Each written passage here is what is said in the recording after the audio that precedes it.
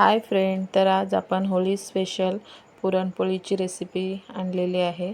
त्यासाठी आपण चणा डाळ घेतलेली आहे, ती स्वच्छ 2-3 वेळा पाण्यामध्ये धुवून घ्यायची अशा प्रकारे। आणि नंतर मग ती कुकरमध्ये 3-4 शिट्ट्या घेऊन शिजवून घ्यायची। थोडंसं मीठ आणि तेल पण घालायचं त्यात। अशा प्रकारे शिट्ट्या काढून घ्यायच्या।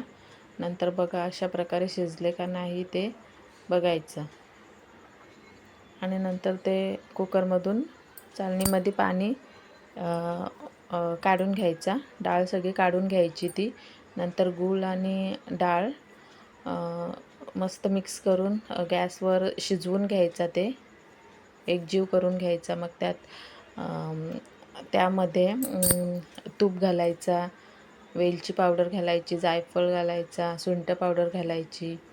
अशा प्रकारे सगळं घालून मस्त शिजवून घ्यायचं। आणि नंतर ते पुरणपात्राच्या साहाय्याने असं वाटून घ्यायचं, बारीक करायची डाळ।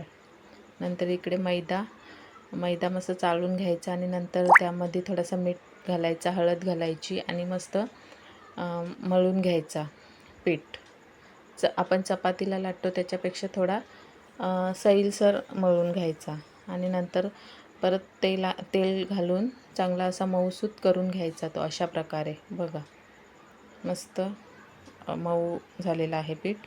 अशा प्रकारे नंतर एक छोटा गोळा घेऊन पुरणाचा पण एक गोळा घ्यायचा आणि मग त्यामध्ये घालायचा। मैद्याचा गोळा थोडा छोटा घ्यायचा आणि पुरणाचा थोडा मोठा घ्यायचा। अशा प्रकारे करून घ्यायचा आणि नंतर मग ती लाटायची पुरणपोळी। अशा प्रकारे मस्त ती भाजून घ्यायची आणि नंतर तूप लावायचं त्याला। मस्त मऊ झालेले आहेत, खायला पण मस्त चविष्ट झालेले आहेत। अशा प्रकारे तुम्हाला मी करून दाखवल्या।